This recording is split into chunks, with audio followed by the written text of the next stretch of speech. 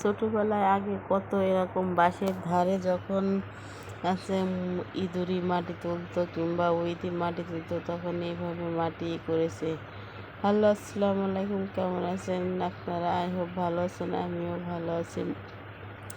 বাড়ির পাশে আঙিনায় যদি এরকম সবজি থাকে তাহলে কতই না ভালো লাগে। দেখেন, বাড়িটা এখনও তৈরি হয়নি কিন্তু বাড়ির পাশে কত রকমের সবজি।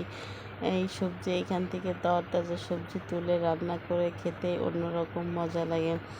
এখানে মরিচের গাছ আছে, বেগুনের গাছ আছে, পুঁই শাকের গাছ আছে, মিষ্টি কুমড়োর গাছ আছে, তারপরে চাল কুমড়ো আছে। আমি একটু হাঁটতে বেরোইছিলাম সকালবেলা, রাস্তা দিয়ে হাঁটছিলাম, তখন আমাদের ওই বাড়ির চারিপাশটা আমি একটু ভিডিও করছিলাম। রাস্তার চারিপাশটা, এই রাস্তার অনেক স্মৃতি আছে আমার, অনেক স্মৃতি জড়ানো আছে। এই পুকুরেও অনেক স্মৃতি জড়ানো আছে।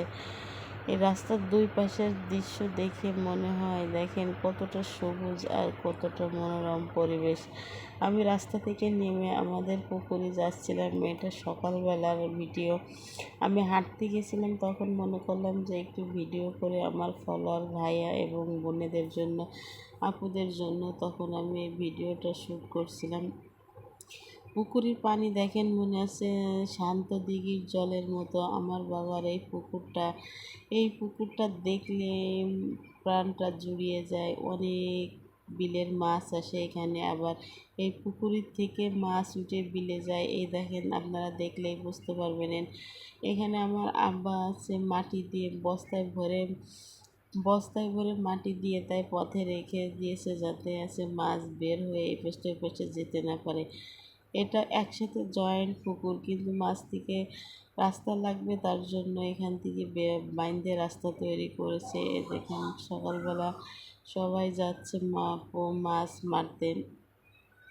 আর পানি এতটা শান্ত, এতটা স্বচ্ছ, এতটা স্থিরভাবে রয়েছে। ভোর সকালবেলা গেছিলাম, তখন সকালে ধানের ক্ষেতটা এত সুন্দর দেখা যাচ্ছিল, দেখলে মনে করেন যে আপনারা যদি নিজ চোখে দেখতেন তাহলে হয়তো চোখ ফেরাতে পারতেন না। শিশির ভেজা, এখনও শীত আসেনি, তারপরও ধানের মাথায় শিশির ফোঁটা ফোঁটা বিন্দু বিন্দু জল জমে আছে, যেটা দেখলেই শীতের একটা অনুভূতি মনে হয়। আর পুকুরের পানি এতটা স্থিরভাবে রয়েছে, সেই দৃশ্যটা দেখলে আরও মনে হয় যে একটু শীতের আমেজ আছে, কুয়াশা কুয়াশা একটু ভাব আছে।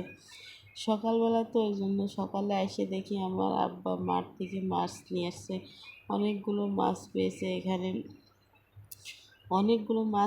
মাছগুলো খুব তরতাজা ছিল এবং নিয়ে আসছে মাছগুলো কুটে লাগবে।